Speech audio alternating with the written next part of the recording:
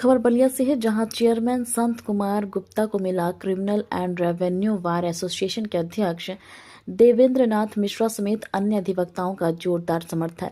देवेंद्र नाथ मिश्रा का आरोप वित्तीय और प्रशासनिक अधिकारी चीज कर दिया गया है और राजनीतिक दबाव में चेयरमैन कुमार गुप्ता से हस्ताक्षर कराकर इन्हें फंसाने की साजिश की जा रही है।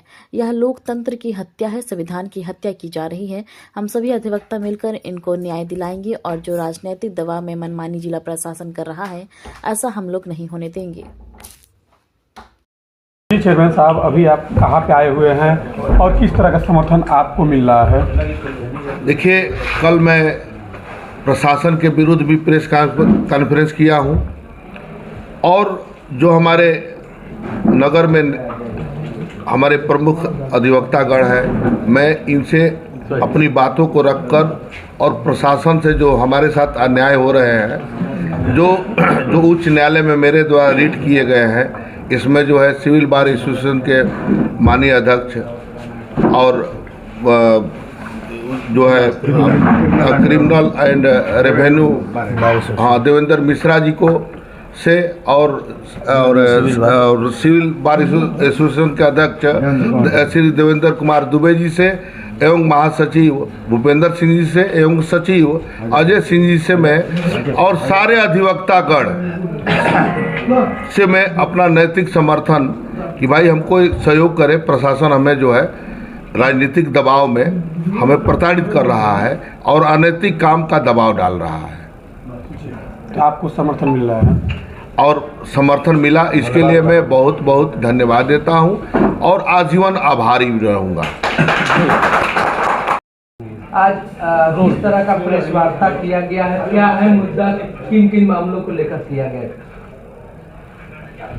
परिचय देते हुए बताएं। मैं देवेंद्र नाथ मिश्रा, अध्यक्ष criminal and revenue bar association Ballia. आज नगरपालिका बलिया के अध्यक्ष संत कुमार मिठाई लाल जी हम लोगों के यहाँ समर्थन हेतु अपना मांग पत्र लेकर आए और criminal and revenue bar association Ballia, the civil bar association Ballia के अध्यक्ष देवेंद्र कुमार दुबे और मुझे दिए। हम लोगों ने संयुक्त रूप से मीटिंग किया और सर्वसम्मत से हम लोग संत कुमार मिठाई लाल जी को समर्थन दिए समर्थन दिए। अब इस समर्थन पत्र में यह है कि ददरी मेला 1921 से लग रहा है। भारत स्वतंत्र होने के पहले भी अंग्रेजों द्वारा अध्यक्ष नियुक्त कर दिया जाता था नगरपालिका का और अध्यक्ष ही नगरपालिका का मेले का व्यवस्था देखता था। और भारत स्वतंत्र होने के बाद भी नगरपालिका का चेयरमैन ही ददरी मेले का देखभाल और सारी व्यवस्था करता है, वही उसका मालिक होता है। मेरा भी उम्र 70 साल हो गया। हम भी अपने पूरे जीवन काल में देखे कि आज तक ददरी मेले का व्यवस्था जिलाधिकारी द्वारा नहीं चला गया है, लेकिन वर्तमान समय में बलिया का जिलाधिकारी तानाशाही प्रवृत्ति का है, मनमानी करता है और राजनीतिक दबाव में पड़कर वह नगरपालिका के अधिकारों का, संविधान का उल्लंघन करके और संत लाल मिठाई लाल के साथ अन्याय करके ददरी मेला का अधिकार स्वयं छीन ले लिया है और नगरपालिका का जो है ददरी मेला देख रहा है। और इतना दुर्व्यवस्था ददरी मेला में हो गया है कि एक अधिवक्ता का हत्या ददरी मेले में ओझल परियों द्वारा कर दिया गया, जिसके विरुद्ध 302 का FIR दर्ज है।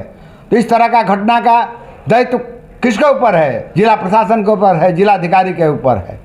हम लोगों ने संयुक्त रूप से निर्णय लिया और मुख्यमंत्री से मांग किया कि इस प्रकरण का जांच कराया जाए और नगरपालिका के चेयरमैन मिठाई लाल जी के साथ न्याय हो, और न्याय नहीं होगा तो पूरा जिला आक्रोशित होगा और प्रशासन के विरुद्ध हम लोग आंदोलन करने पर बाध्य होंगे। जिस तरीके से देखा जाए कि पूरे नगरपालिका में जो दुर्व्यवस्था थी और कूड़े का अंबार जो लगा हुआ था, इसमें अधिकारी बार बार ये कह रहे थे कि चेयरमैन साहब हस्ताक्षर कर देंगे तो सारे कर्मचारियों का पेमेंट हो जाएगा, लेकिन चेयरमैन साहब का कहना यह है कि उसमें जो नोटिस उनको दिया गया उसमें स्पष्ट लिखा गया है कि मेरा वित्तीय पावर और प्रशासनिक अधिकार को सीज कर दिया गया है, लेकिन यह प्रशासन कह रहा है कि उनका कोई पावर सीज नहीं है, आपको ये प्रकरण संज्ञान में होगा। आपको क्या लग रहा है और क्या सच्चाई है इसमें?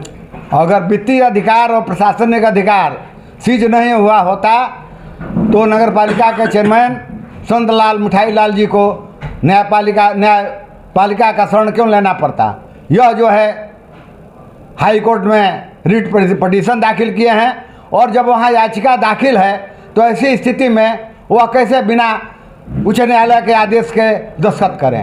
यह सारी जिम्मेदारी जिलाधिकारी की है और उन्हीं की वजह से कूड़ा करकट का भरमार लगा है, जिला में रोग फैलने का आशंका हो गया है। यह सारा दोष जिलाधिकारी बलिया का है। अगर इस अवस्था में अगर ये किसी दबाव में चाहे किसी कारणवश अगर ये सिग्नेचर कर देते हैं तो फिर इनके ऊपर भी कोई कार्रवाई? जब तक माननीय उच्च न्यायालय में इनका मुकदमा चल रहा है यह दस्तखत करने का इनका कोई अधिकार नहीं है। न्यायपालिका के कार्यक्षेत्र में हस्तक्षेप करने का अधिकार नहीं है। जब तक उसका निर्णय नहीं हो जाता तब तक ये दस्तखत नहीं कर सकते। जिला प्रशासन के अधिकारी जो कह रहे हैं कि इनका नहीं है और इसको अधिकार हस्ताक्षर करने का अधिकार है, इनके सारे पावर बहाल हैं, तो क्या वो जनता को गुमराह कर रहे हैं? जिलाधिकारी लिखित रूप में अधिकार इनको दे दे तब न यह माना जाएगा कि इनका अधिकार है। केवल मौखिक कहने से नहीं होगा। अगर लिखित वह दे देते हैं कि नहीं आपका अधिकार हम सीज नहीं किए हैं, आपका अधिकार है, तब यह दस्तखत करते हैं तो इनका दोष नहीं माना जाएगा। ठीक है सर।